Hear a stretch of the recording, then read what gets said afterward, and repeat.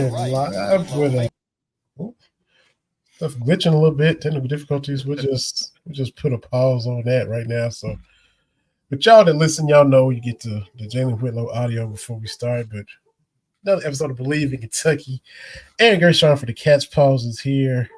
My name is Vinny Hardy. Appreciate y'all tuning in. We're streaming on YouTube and Facebook, and subscribe and follow us on Twitter and all that good stuff. AG, man, we got a guest coming, but we'll get to that when he's backstage. How's everything going with you this week? It's going well, man. Another week closer to the season, more than halfway through fall camp at this point. So that's exciting. And other than that, just taking it day by day. It's been busy already. Unfortunately, some injuries piling up that we'll talk about on the football side, but always good to talk ball on here once a week with you guys. Yeah, we appreciate it. Appreciate your insights. The Catch Pause, the yearbook is out. Follow AG's stories on everything, in season, out of season. The running back room was a question already. There was little concerns there. There wasn't anybody maybe jumping up to really be the leader. There's depth, and now that depth took a hit when the guy who's probably going to be the RB1, Trey Anum, is out with a broken hand. Yeah, that's a brutal loss. Like you said there, it's already a pretty thin room. There's just I'm not exactly sure how many career starts Trey Anum had. I don't think he had any at Ohio State. He might have those 2 years at Arizona State, but obviously he already wasn't the most experienced back. You were kind of just banking off more, with more carries, the production would come. But now you're going to be down at least 2 to 3 weeks without him. And, it'd be one thing if this happened last year where they kind of had a preseason schedule, right? Where they played Ball State, EKU, Akron, and Vandy to start it off. But as we've talked about for several weeks on this show, there's no easing into the 2024 schedule. You've got Southern Miss, who obviously you should beat them, but even they bring back bad memories coming in here week one for a night game, just like they did in 2016. So not going to go down that rabbit hole, but just making a point. Then you get South Carolina week 2, who I think we would both agree Kentucky was the better team the last 2 years, but they lost the last 2 years. So they got to prove they can beat them. And then obviously number 1 Georgia week 3, and not long after that in week 5, they go to Ole Miss, who's number 6. So there's no easing into the schedule, and their young running backs. They have Demi Sumo-Karnbe, who's obviously a senior, but he obviously has never been a bell cow running back. He's more of a pass catcher, lines up in the slot. Obviously, they'll have to use him more as a traditional back now that Trey Anum's out, but they're going to need those 2 young guys, the freshmen, to be ready right away. Jamarian Wilcox, who, has had a really good fall camp from everything I've heard and all the coaches have said, but, hasn't played it down at the college level yet. He redshirted completely last year. And then Jason Patterson, who is a true freshman. So you're relying on a lot of youth. Tavani Menzel's a guy I've heard has flashed a little bit in camp, but he's still not fully cleared for contact yet. He tore his ACL, I believe, or at least it was a serious knee injury. I think it was an ACL, but knee injury is about a year ago today, actually. So not quite cleared yet. Probably not going to make much of an impact in the running back room this year. That's probably more of a future piece there. So they're going to need the 2 freshmen and Demi Sumo-Karnbe to carry the load, no pun intended, until they get Trey Anum back. I guess the initial report was the first 2 weeks of the season, but hands are tricky. It could be sooner if they're lucky. It could be longer. So that's a really, really tough blow. That's probably, I wouldn't say it's the most important player on the roster by any means, but if you're going to have an injury in any position group on this team, probably running back and corner are the 2 you can't afford to have it. Mm-hmm. And we did our little poll, what we see more last week, 30 runs a game, 35 threes a game. I think this is going to put more pressure on the passing game. Yes. Because, you don't have the depth back there. You got young guys. You can't just expect them to – you hope they're wise beyond their years, like you said. But if they're not, then Brock needs to hit some passes to take some pressure off of this young, inexperienced backfield for these next few weeks. Yeah, I mean, he's going to have no choice. And that's another thing too, right? We all we believe in Brock's talent. I think we all know that he's a former 4 or 5-star, depending where you look. He's a guy that easily could have been a starter at a lot of different places, not named Georgia the last couple of years, but he too is going to be coming in and just thrown into the fire. He's never started a college game before, and his second start's going to be an SEC game.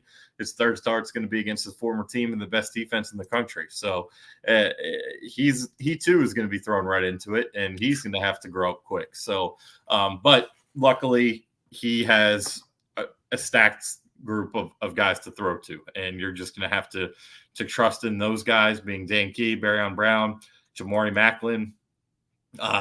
Fred Ferrier is a guy who keeps coming up in talks during this camp. It sounds like he's gonna make an impact and play quite a bit. Anthony Brown-Stevens, you hope he can make a jump here as a sophomore. So that, I wouldn't be surprised if early on this year, if none of those running backs kind of emerge, they are a little more pass happy than they probably want to be. But you got to go back to that comment Bush Hampton had about 2 weeks ago about wanting to hand the ball off 30 times. I don't know if this is going to affect that or not, to be honest with you. I think they're going to just keep trying to get more creative in the run game, whether that's doing different things with the actual running backs or using Gavin Wimsatt even more than they were anticipating, rolling out Brock Vandegrift more than they were anticipating. I don't think they're going to completely shy away from the run, but they definitely need to have that passing offense operating at a high level early, in case it just doesn't work out in the run game with RB1 out for at least the first couple of weeks of the year. Yeah, you mentioned the weapons which are in place to take pressure off of Brock and everybody. Just give everybody just a little feel of how much bigger Dane Key is. I mean, I saw him, I just saw him from the chest up in some of the interviews at practice, but you're there and see him every day. How much different does he look for real? He does look bigger, man. Yeah, you can definitely tell he put on some good weight. Just looks stronger, looks more the part. And I think, Dane Key's, it's not that he can't run. And I think Bush Hampton made a comment about this the other day. It's not that he can't run.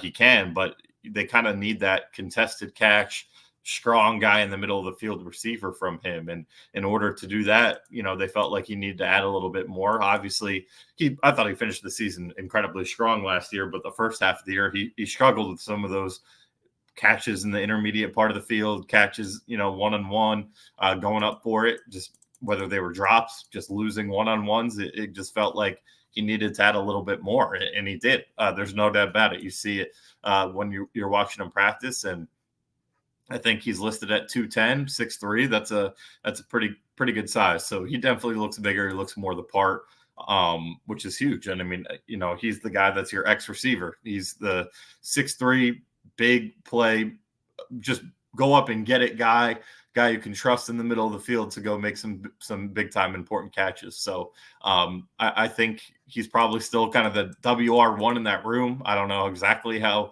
it's gonna transpire with who gets the most targets, who gets the most yards, and all that. But I think he's gonna be the first read on a lot of plays, just given that size. Oh. Like he keeps it up. I mean, Big Dog's gonna try to make a tight end out of him. Yeah. Or they're going to be hoping I just think he's in. I really like this receiver room. I mean, I can think you could say it about all three of the starters. I think all three of those guys could be in for really big years. I think Jamori Macklin's the hype is starting to catch up a little bit, but he flew under the radar for a while. Obviously, he missed spring camp with an injury. It was a sports hernia. He got back for some of their 7-on-7 stuff at the end of the summer, and now is back a full go for fall camp. And if you watch some of the highlights UK's put out, and obviously they pick and choose, I'm not oblivious to that, but man, some of the plays he made, like there was a one-handed grab that they posted yesterday. Like, this dude's making plays, and I just keep hearing, like, don't sleep on 9. Don't sleep on 9. 9's going to make an impact. So between him, Dane with the size we just talked about, and Barryon being the burner we all know he can be, I mean, it's going to be hard to double guys. And, there's a lot of options for Brock Vandegrift, who not a rookie, but a first-time starter will have to work, have have at his disposal to work with. For sure. We'll keep all this going. As y'all know, we're streaming live on YouTube and Facebook. Follow us and subscribe at Believe in Kentucky, brought to you by the Believe Podcast Network.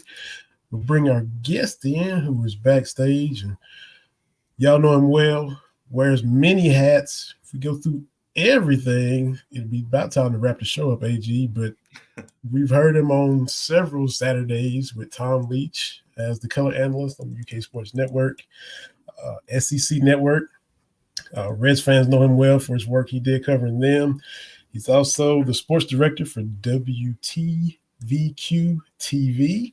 And AJ, you said a few episodes ago, he's probably one of the few people that you know that hates Tennessee more than I do. Talking about none of the pick himself, Jeff Piecoro. Jeff, man, appreciate you joining us. How you doing, sir? Long time no see. All right, Vinny. Hello, Aaron. Long time no see. Yeah, no kidding. We were just I wear my glasses because I can't see, man. I'm getting too old. Man, unbelievable. Just look, I mean, got a picture of yourself behind you, man. That's how you do it. How's that? Don't hide it, man. Just go ahead and I need to back like that. Yeah.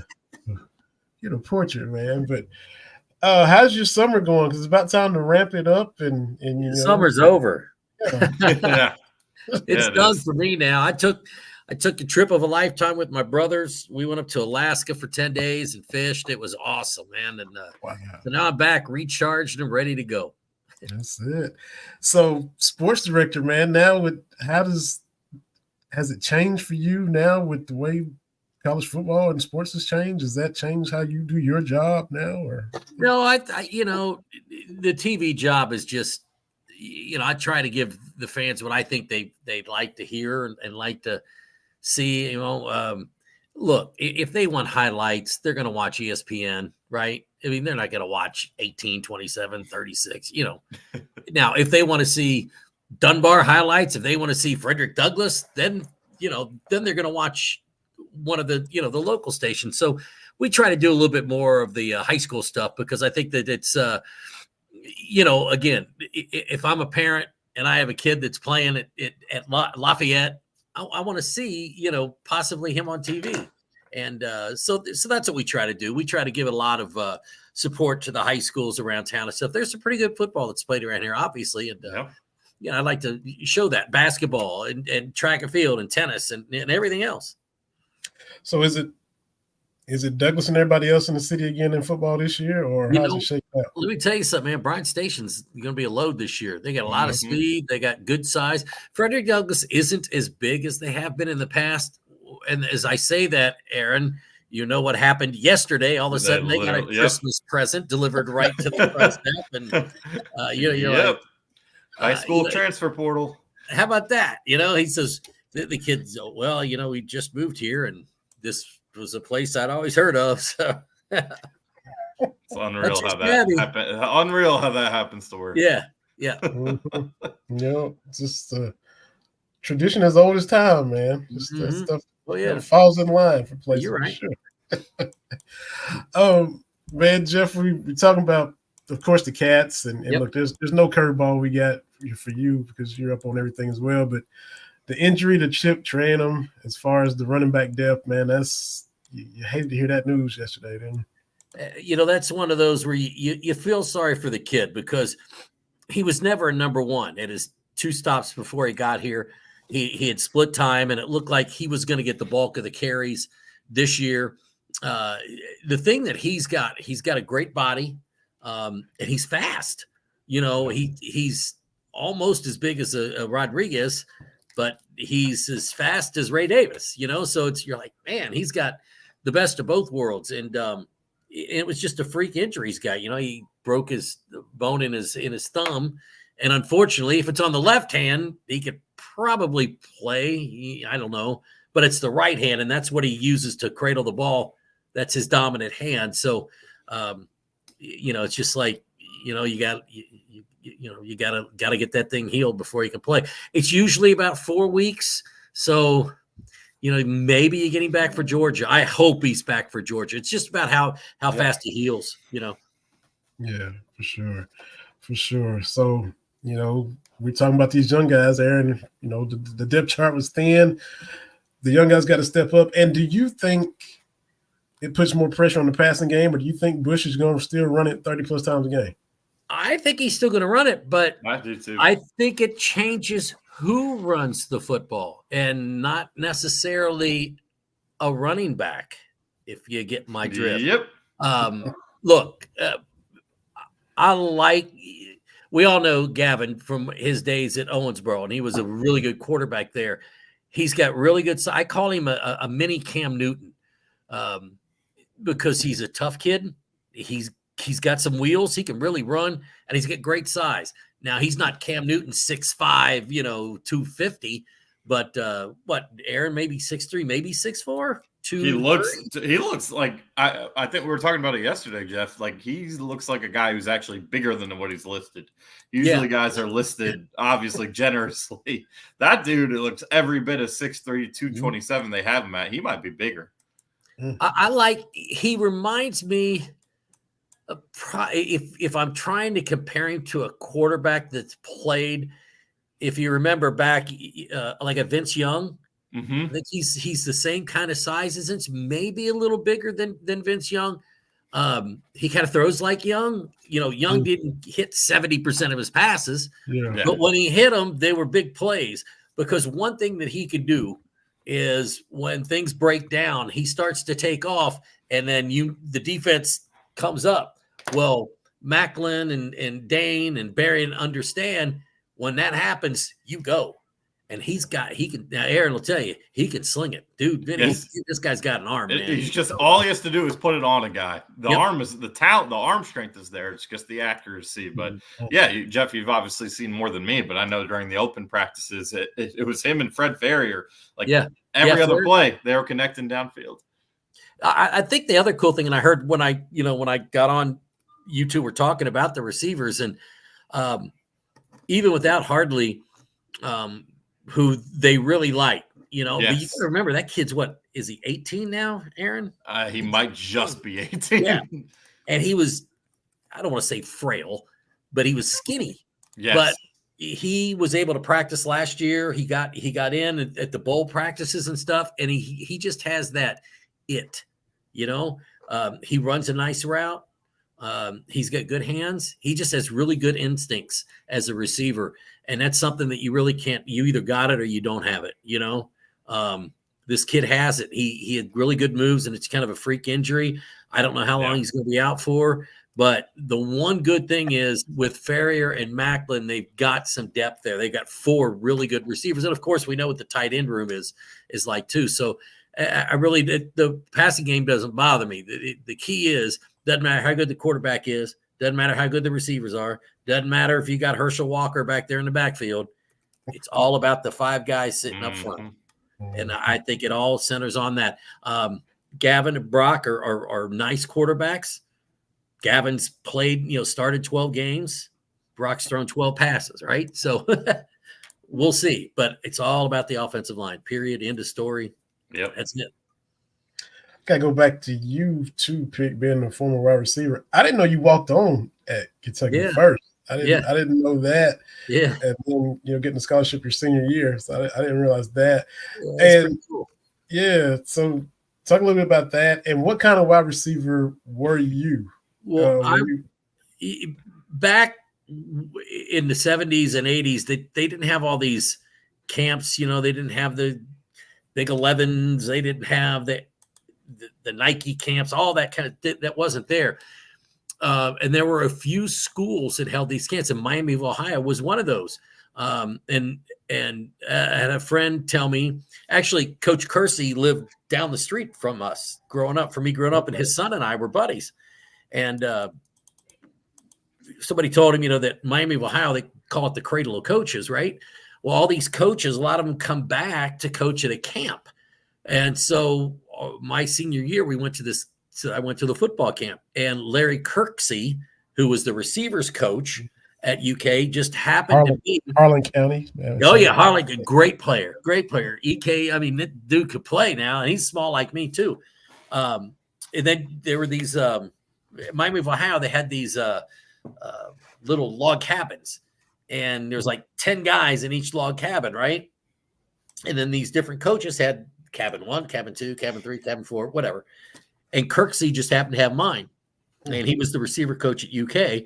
And he said, hey, you didn't play receiver in high school. I said, no, I played quarterback in high school. And he said, you can't play quarterback in college. You're not tall enough. I was only, 5'9" coming out of high school. And he said, you're not big enough to play.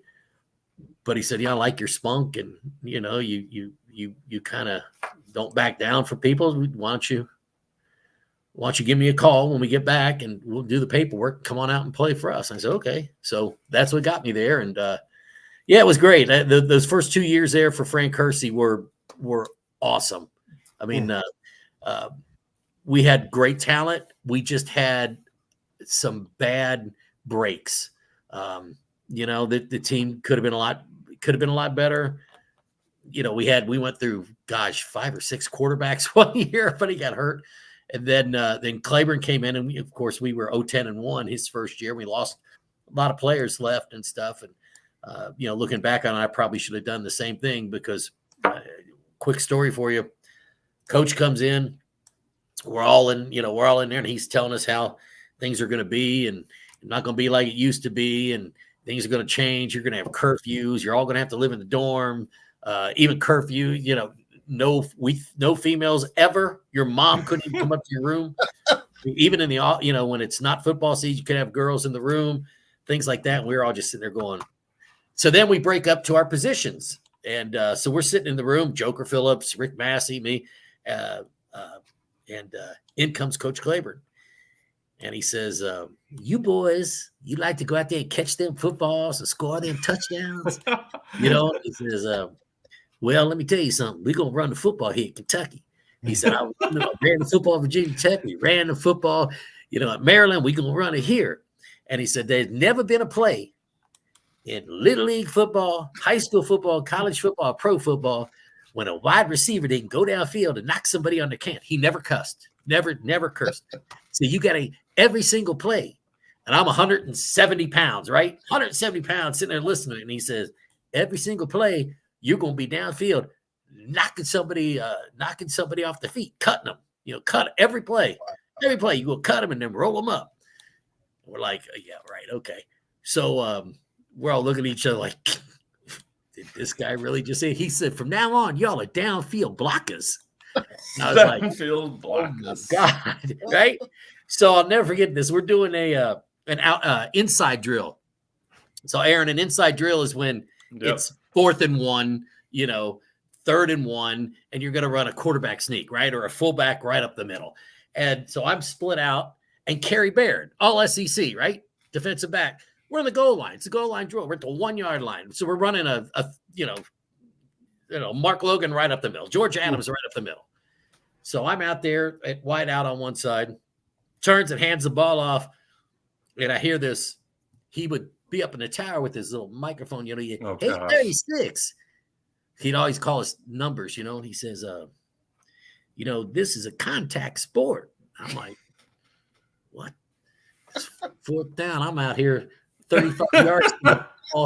And he said, you got to knock him. You got to cut his legs out from under. And I'm like, we're running a quarterback sneak, right? He said, you got to chop him. Go run a lap.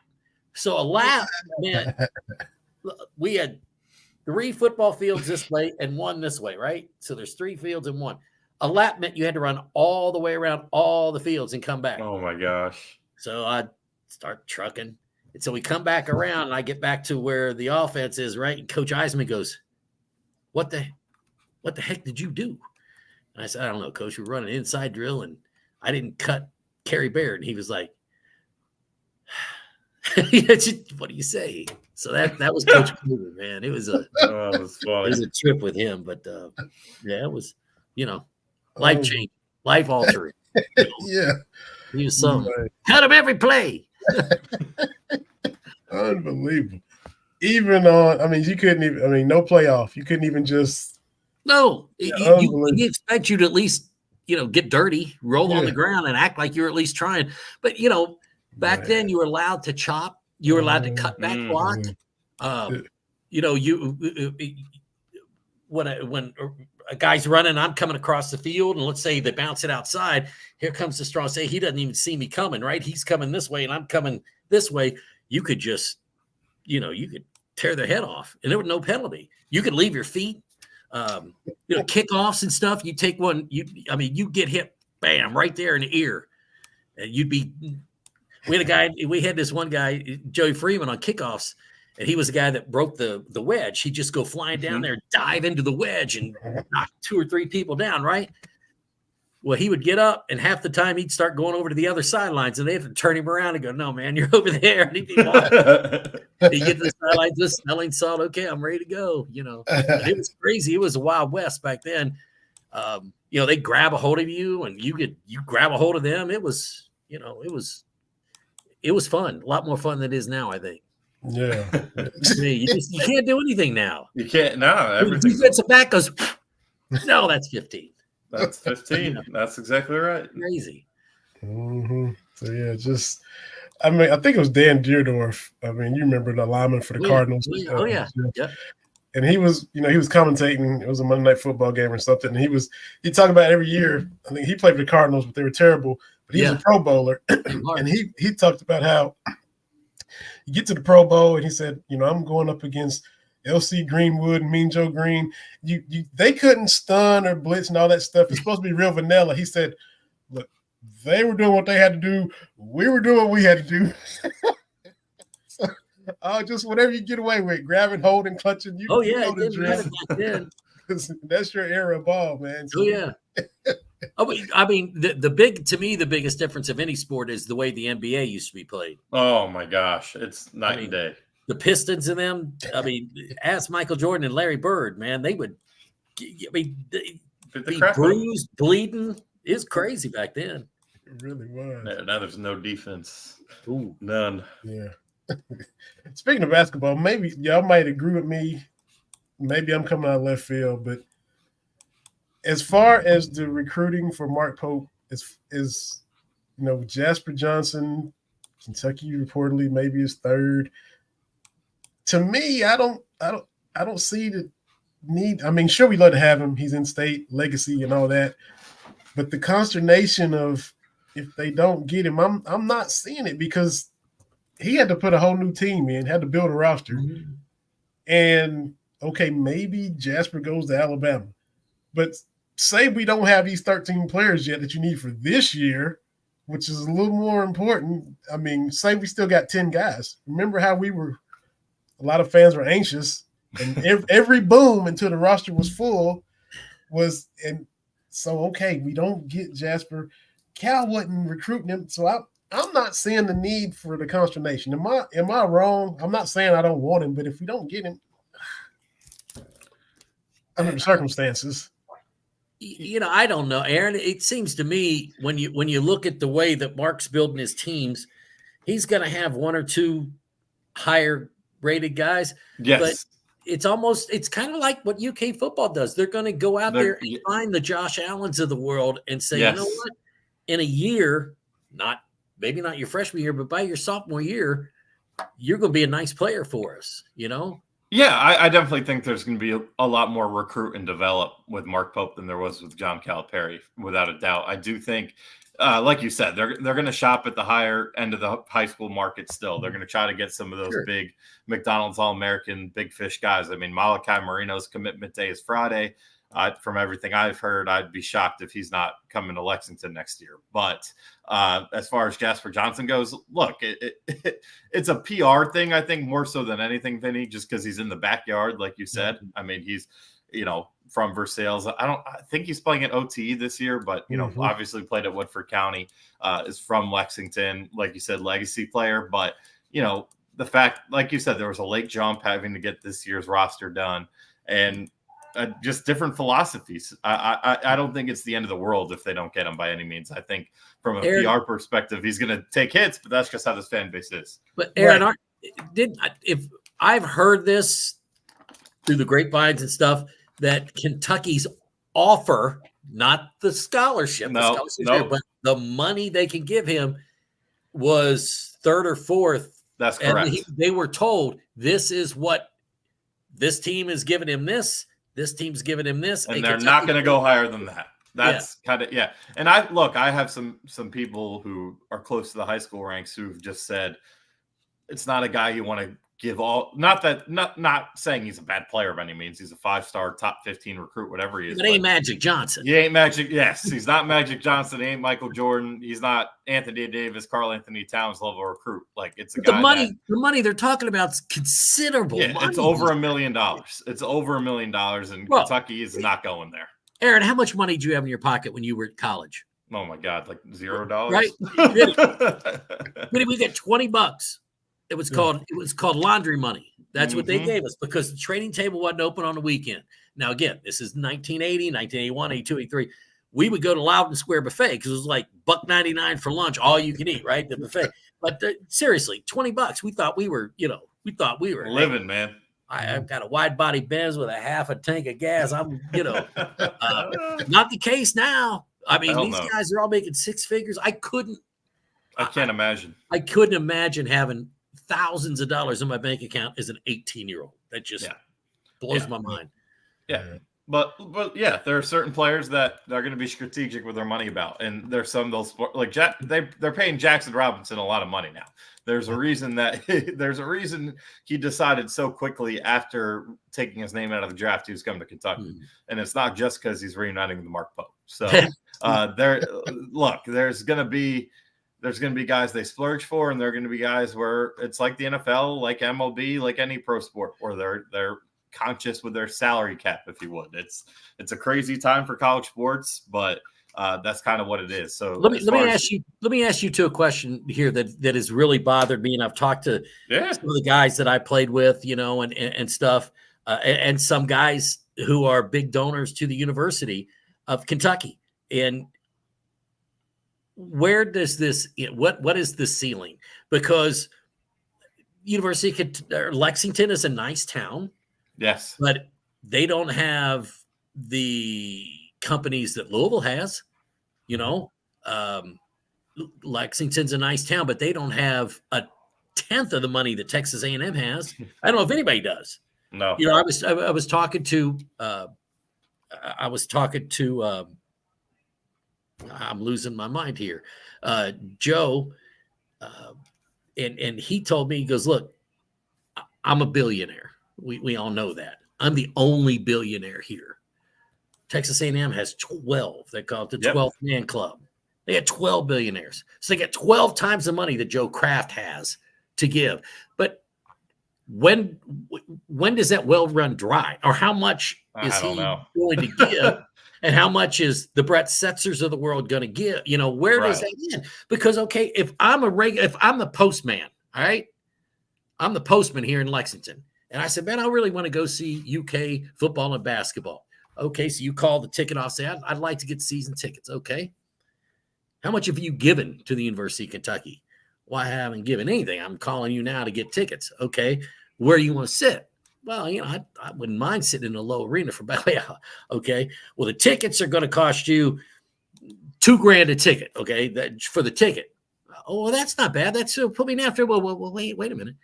But you also have to give to the K Fund, and the level to give is the starting level is, this. And then, but if you want low arena, it's this. And if you want to be in the club, it's this. You're asking a postman, or the guy that works at Clark's Pumping Shop or something like that. You're saying, okay, you're going to have to give me $10,000, $15,000 a year for 2 tickets. Is that fair? Is that fair? When every game is on television anyway, you would think they'd be doing everything to get you in. How many times did Rupp Arena last year, Aaron? Are you sitting there going, there's nobody here? Yeah, there were a lot of those games. There were a lot of them.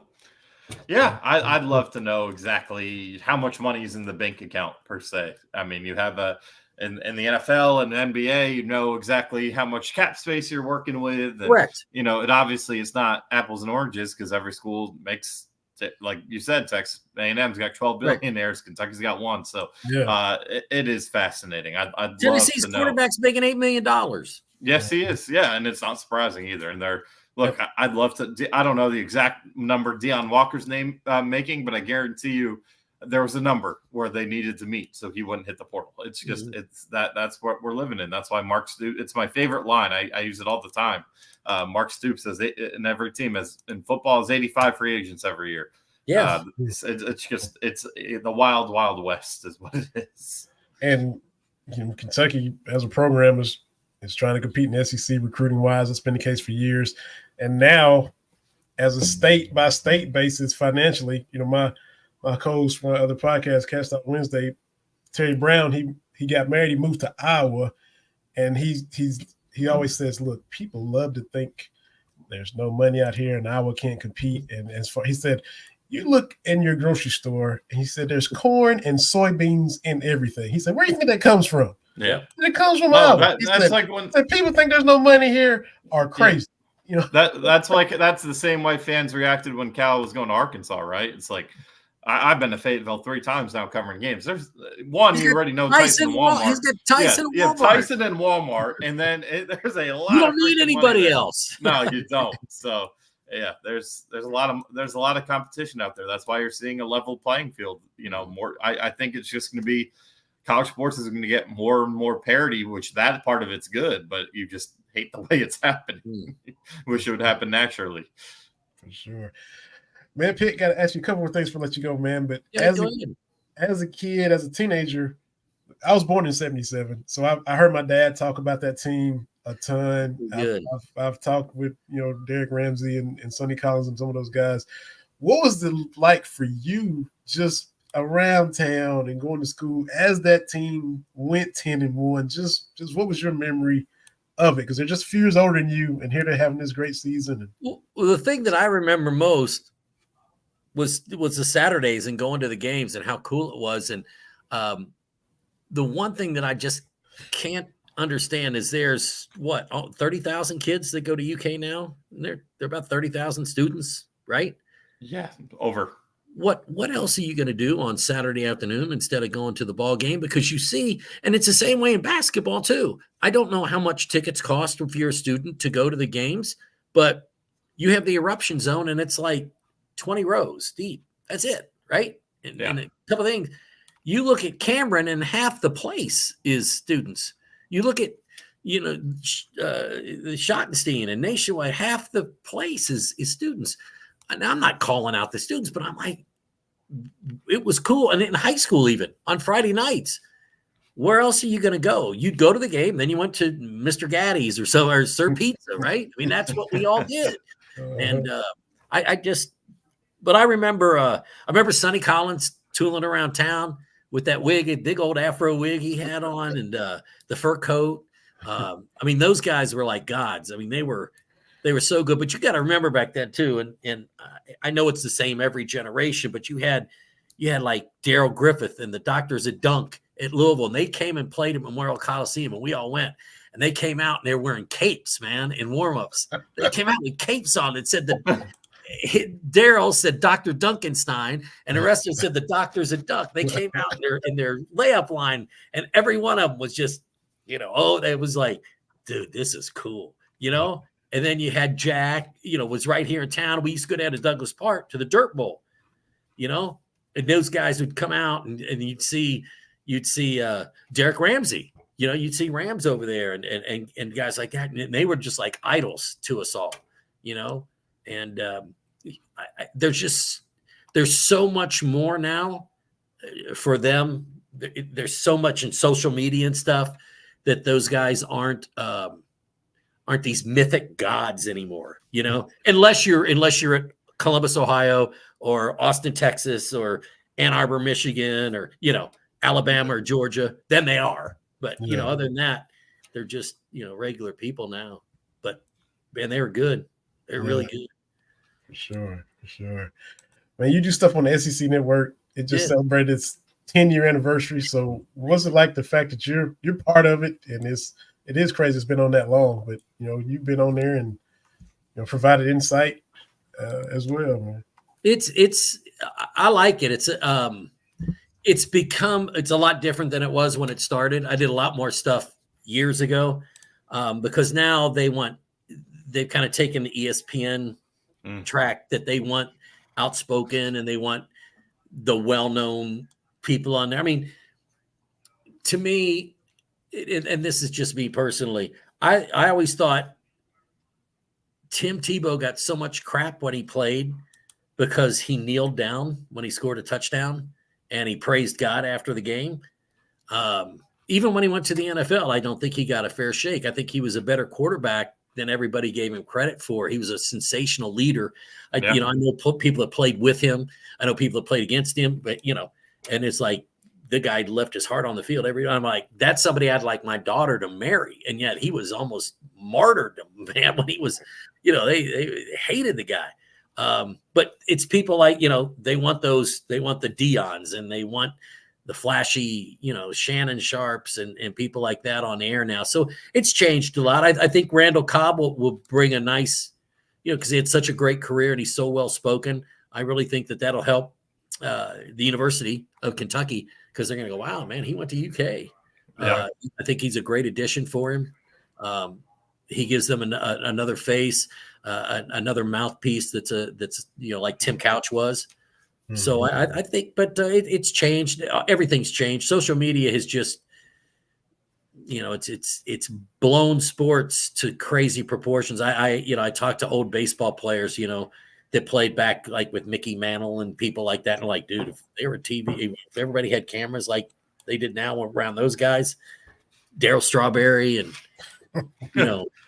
and Doc and all those, and I'm friends with Dave Parker. God help him. He's got Parkinson's really bad. Oh, but, I mean, those guys, they lived life to the fullest, bro. I mean, it was, whew. Yeah, we got them. Speaking of, man, Daryl was just here. I live outside of Knoxville. There's a baseball museum they put up here. It's called the Grovewood Baseball Museum, and they're bringing in heavy hitters. I'm a Braves fan. Dale Murphy was just here, so I went and met Murph and got. How is he not in the Hall of Fame? Freak. Yeah, that's a great question. Freak. There's two guys. There it is. Two guys that if you didn't know who they were and you just put their numbers out there, Dave Parker, yeah, and Dale Murphy. Yep. Both were MVPs. Mm-hmm. Dave Parker, on every team he was on, led them to the World Series. Yet he's not in the Hall of Fame. Yeah. He was the best player on that team. He was one of the most feared hitters in the history of baseball. He had an absolute cannon for an arm. And before he started getting big, just because, as he matured and got older, he could run. Yeah. Man, that throw he made in the All-Star game, if you go back and watch that's all over YouTube, you're like, what? A seed, man. And Dale Murphy was the same way, dude. You just before the season started, you wrote Dale Murphy. Oh, that's 285, 30 home runs, and 100 RBI every year. Yeah. It is by far the hardest Hall. It's just almost impossible to get in. You got to be almost perfect. Yeah. And he was on terrible teams outside of 82, 83. Those teams were god awful. They had him and Horner, right? And, My first game. Adams go. My dad took me, I'm 7 years old, to Fulton County. There's a picture because my granddad, my dad, my aunts live in Atlanta. So it's just a picture of us. And we got the stadium to ourselves. It's just nobody around us, and that's the team he was putting up numbers for. Yeah, but for you had to love when they had Maddox and Glavine and Smoltz and those guys, man. Those were some fun teams. Yeah, it was unbelievable. And people like to rag them. They only won one. I said that's one more than the Bills won back in the day. So, yeah, that's it. And pick two, guy. Before I let you go, man, too. Because we both hate Tennessee. The fact that Kentucky baseball made it to a College World Series before Tennessee basketball made it to a Final Four. I'm just saying. I'm just saying, Pick. I'm just amazed. I will. The one thing that I will bow to them or whatever is give them credit for is their fan base is crazy in Tennessee. I think one of the coolest things, if you ever get the chance, and Aaron, I don't know if you've ever done this in Knoxville, but it happens a lot more like if it's an afternoon or a night game instead of an early game. But to watch the boats come in. I have done that. That is really cool, man. They come in by boat, man, to see them play. You're like, it's just here comes this armada and they park. But I hate Tennessee. I hate them with every thread of my being. I think they look like a bunch of convicts, in their orange, or people working out on the construction out on the, the highway and stuff. It just, that color orange, you're like, God awful. Just, I hate it. I hate their field. I hate their stadium. If you're up top and you fell, you would land on a player on the field if you fell off the top. Yes, absolutely.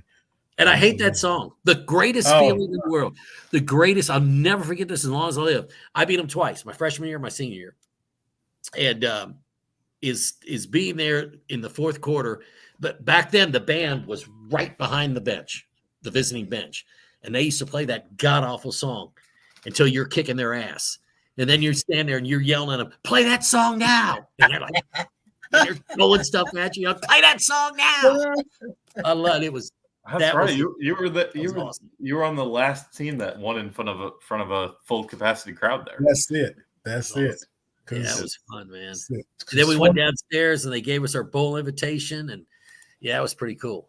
That was awesome. Love it. So that's right, Aaron. The next time Kentucky wins in Neyland will be the first time they won in front of 100,000 since Pick and them beat them. Because look, 2020 they won, but it was empty, so it was different.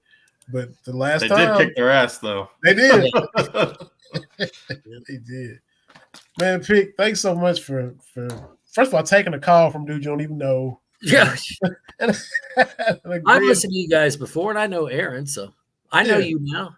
I appreciate it. I've met you in the press box a couple of times. I'm not there every game like Aaron is, but I've had to work with you before. Hey, man, anytime you want me to jump on with you guys, just give me a holler. You got my number. Well, we certainly appreciate it. You, man. All right, boys. Y'all be good. You too, all right, man. see you soon, Jeff. Absolutely. Right, Jeff Piecoro, UK Sports Network. Hear him every Saturday. The great Tom Leach. They do their thing every week. And he talked about guys outspoken and stuff like that on ESPN. The big name people but Pick is outspoken too. You listen to him on the radio. He's good, man. Yeah, Tom is even killed and all that, and Pick he jumps in with whatever he's. Oh, he's a diehard. Yeah, no, there are a few people that love UK football more than him. Obviously, being he was a part of it, but now he's a part of it in a different realm and has been for a long time, and he just wants to see them go out there and win every single game. Yeah, that's it. And most of Kentucky is Reds country. You got no doubt. Cardinals fans. Where I grew up, it was still Reds fans. I always leaned Braves, but I would flip on Reds Live just to watch him to see what he was saying, because he was on there for years doing the Reds pregame stuff, and just as knowledgeable and brought it just like he does with the football. So yeah, just great stuff, and cool to get him on here to chop it up for a little bit, man. Absolutely. Sure. Absolutely. And so let's see. I don't know if we can even talk about when the stuff you did with him yesterday. Is it going to air?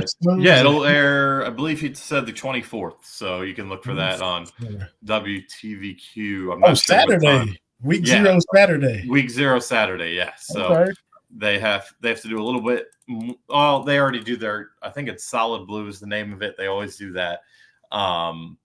But they're doing some more SEC stuff, given the SEC is now on ABC, and obviously TVQ is a ABC affiliate. So sounds good. So, if it's on the website for out-of-staters or something like that, or it's on YouTube or something like that, I have to find a way to check that out, man.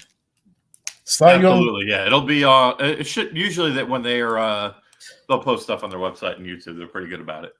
Okay. Good deal. So you on Chuck Oliver today, man. What's he thinking about? What's he thinking about the Cats? He's pretty optimistic on them, honestly. That's funny. I was mixing up. I did a radio show last night too, and I forget. I was like, oh yeah, that was today. But see y'all, that proves Aaron's on good stuff. He do so many shows, he don't know which show he's on. This time of year, I get hit with a lot of them, and I always appreciate it. And Chuck's the one I go on pretty frequently, but no, he's actually pretty optimistic. He thinks some good things. He really likes the receiver room, which we talked about off the top here, and he's definitely curious to see what Vandegrift's going to do and all that. But I think the common denominator is it's wait and see mode, right? I mean, they have on paper, they have a pretty darn good roster, a pretty complete roster. The schedule is grueling, and it's going to be a bear. So let's see what happens. So that's why it's like, all right, like once you're like this point in fall camp, and I'm sure the players and coaches are feeling it too. It's like, all right, let's go. Let's play ball. Like this is enough's enough. It's time. It's time. But they still got a few more weeks till they kick it off.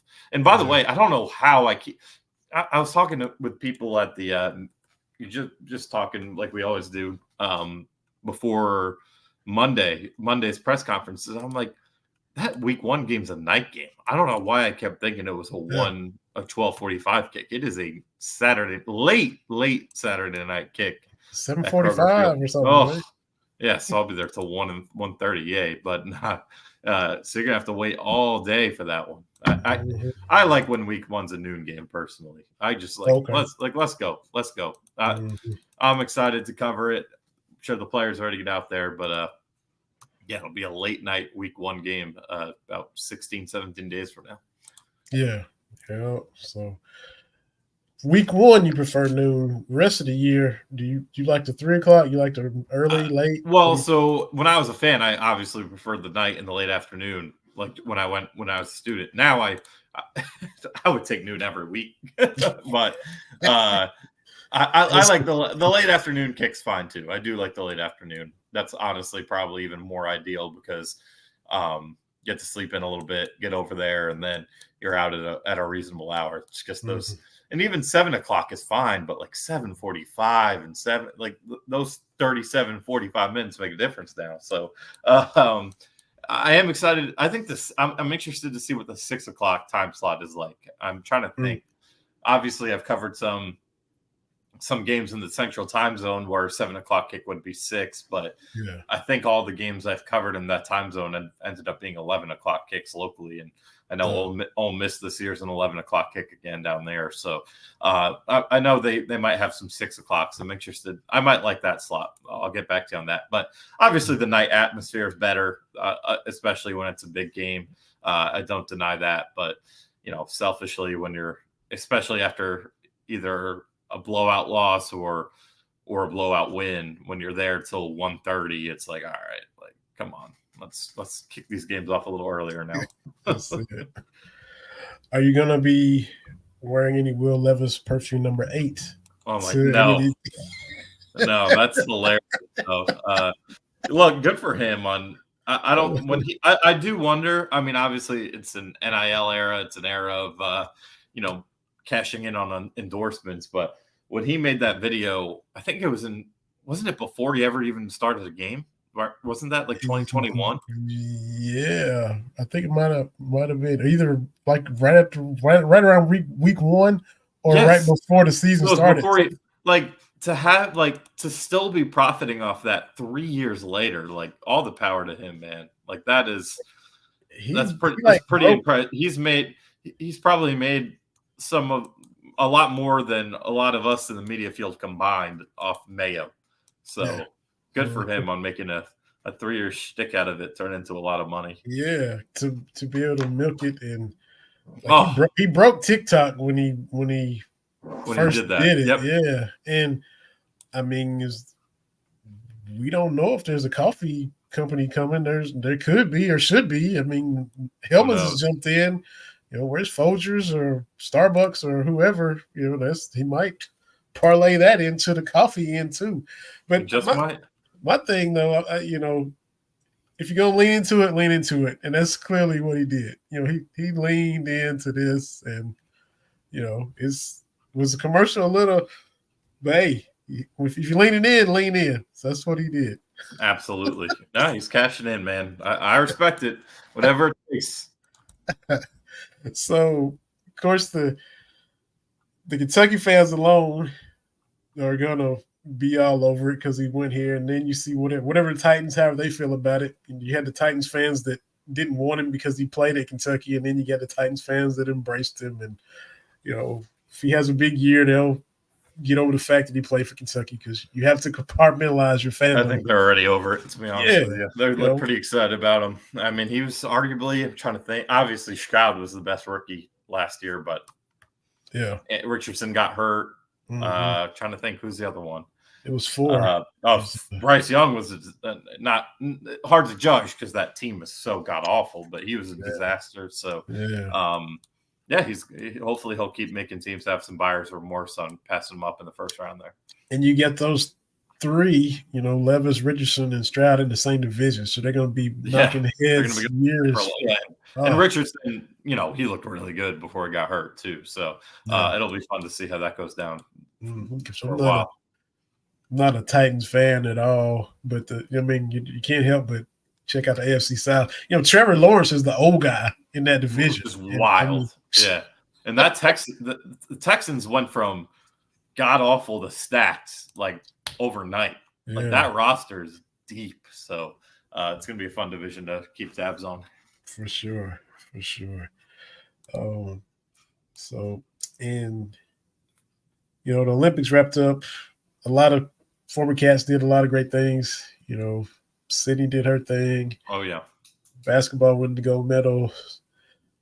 Lee Kiefer defended her gold medal in fencing. Former Cat. That was early in the Olympics. She went back to back with medals. The track, tons of track players, participants. So Kentucky was well represented. With the 4x400 relay, it was Sid and it was 2 Cats in that. So it was cool. So BBM was all over the place in Paris, which was fun to watch. And too, one thing I won't forget, you had the Hall of Fame class inducted, the newest class they just mentioned. Let's see, we had Jody Meeks is going in, Corey Peters is going in, playing the NFL forever, Falcons and Cardinals. Jasmine Camacho Quinn, another track athlete. John Kropp, who they named the stadium after for softball, who coached the softball. Henrik Larson. And let's see what he did. Cindy McLaughlin, I think, was the other one. Yeah, he did rifle. And and Sid. So that's crazy, man. That's, like you said, it's a good class. So congratulations to all 6 of them. And it's, every year it's always, you look back and the classes are always great. We had Keenan Burton on here a few weeks ago. He went in a couple years ago. That's right. So just congratulations to him. I think one year they even videoed, showing Mitch Barnhart calling him, and kind of like the NFL Hall of Fame where the big Dave Baker used to knock on their hotel door. Yeah, and they still do that. I think it was whatever. I know. I think Danny Trevathan was involved in that. So I remember. It might have even been last year, to be honest with you. Yeah, I remember Mitch calling him. Yes, and all the rest of them. And that was pretty cool. That was pretty cool to see that. So congratulations to them. What you got in the works, AG? We always ask you because, man, people need to, if they're not following and reading, they need to follow and read your work, man. I appreciate it. Yeah, just again, it's mostly fall camp coverage right now. We'll have plenty of it for the next week and a half, and then we'll get into previewing Southern Miss and getting ready for that week. So really excited, obviously, because you get to game week. Again, it's fall camp gets a little repetitive from a coverage standpoint, and I think players, media, coaches alike are ready for real football at this point. So we shall see, or we'll get there eventually. It's just feels like it's taking a long time to get here, but we'll get there. So, and we'll obviously, we'll get to talk to Coach Stoops on Saturday, and that'll be big from an update perspective to get exactly a real timeline, maybe on some of these injuries, whether it's Hardley, whether it's Hardley Gilmer, or it's Chip Traynor. So, or if any others pop. So those Saturdays with Stoops, I think you said it last week. He was pretty even killed and happy with the scrimmage last week, so he'll probably be pissed off on Saturday. That's right. Yeah, okay. Just a fit of rage coming in there, man.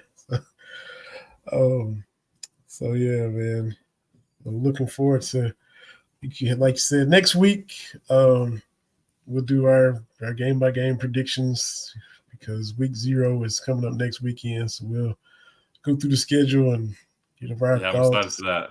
And then the week after that, I'm like may try to get a Southern Miss perspective for a little bit. Talk to if somebody covers them or something. I'll see, and then of course we'll be talking game week stuff as well. But